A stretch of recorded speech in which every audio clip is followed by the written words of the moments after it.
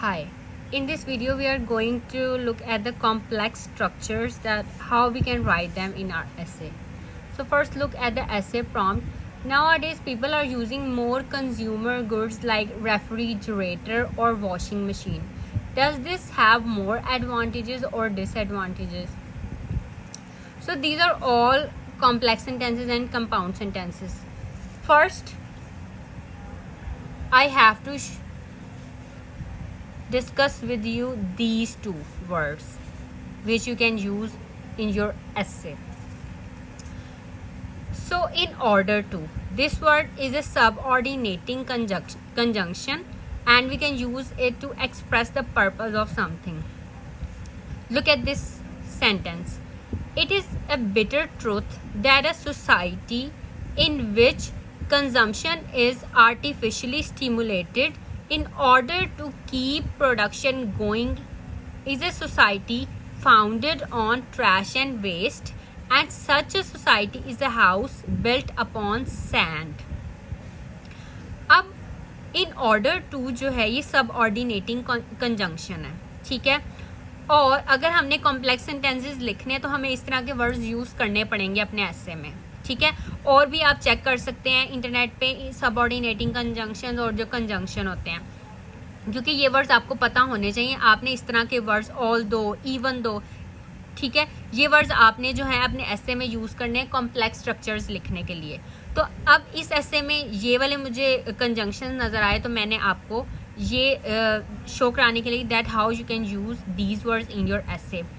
तो आप जो है इस तरह से जो कॉम्प्लेक्स सेंटेंसेस हैं वो लिख सकते हैं. ऊपर भी कॉम्प्लेक्स सेंटेंसेस हैं वो हम बाद में डिस्कस करेंगे, ठीक है. लेकिन आप इन दो वर्ड्स की इस वीडियो के बाद लाजमी प्रैक्टिस करें that how you can use them in your ऐसे. और भी सेंटेंसेस बनाकर आप इनको इनको यूज़ करके देखें. अगर आपकी प्रैक्टिस होगी तो आप जो है ये वर्ड्स यूज़ कर सकते हो. इसके अलावा आप स्पीकिंग में भी ये वर्ड्स यूज़ करें, ठीक है.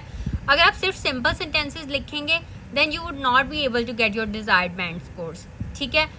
कॉम्प्लेक्स स्ट्रक्चर्स लिखने पड़ेंगे अगर आपने 6+ बैंड स्कोर्स लेने हैं. It is a bitter truth that a society in which consumption is artificially stimulated, ठीक है. अब इन ऑर्डर टू हम यहाँ कहाँ पे यूज़ करते हैं to express the purpose of something. अब हमने एक बात कर ली, अब हम इसका पर्पस डिस्कस एक्सप्रेस करेंगे. In order to keep production going is a society founded on trash and waste and such a society is a house built upon sand, ठीक है. नेक्स्ट सेंटेंसेस देखें.